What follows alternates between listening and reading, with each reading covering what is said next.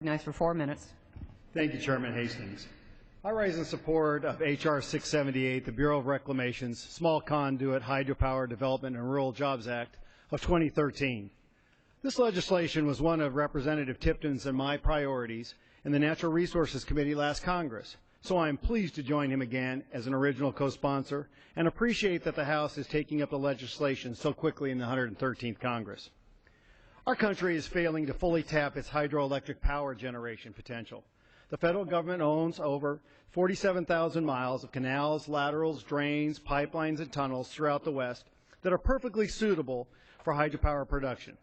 But hard-working irrigators and power providers in our districts already operating and maintaining this infrastructure on behalf of the federal government cannot install hydropower generators because government regulations and bureaucratic confusion are making it cost prohibitive.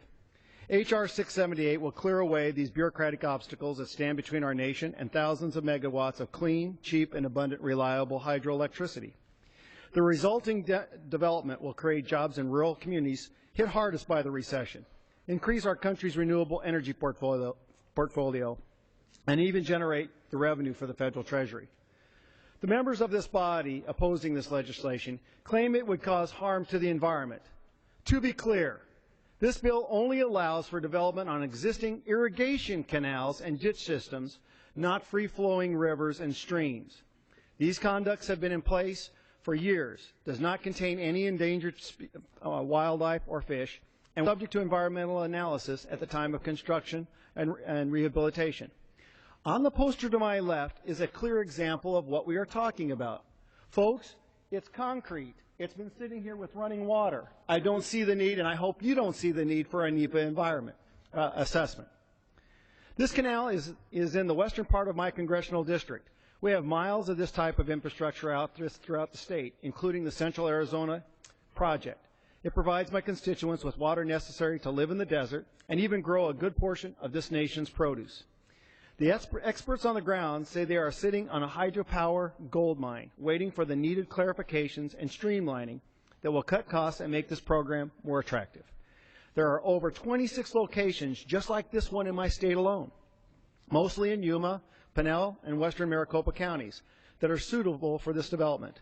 The Agribusiness Council of Arizona believes its members could produce enough low-cost energy to produce nearly 5,000 homes with this simply by installing these small hydropower generators. That is a huge economic impact for the small rural communities these irrigators serve. They would provide a real economic boost and lower energy costs. There are many solutions to our nation's energy crisis, but hydropower is clearly part of all the above plan. It already accounts for nearly 75% of this country's total renewable electricity generation, and we haven't even begun yet.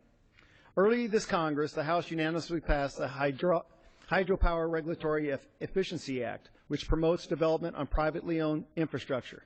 We should do the same today on Congressman Tipton's and my legislation that does the same for publicly owned infrastructure.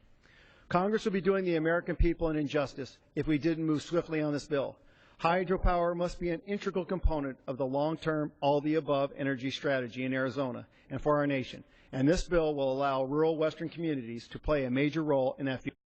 I will continue to work with Congressman Tipton to ensure that this bill not only passes the House this year, but gets through the Senate and sent to the President's desk for the signature.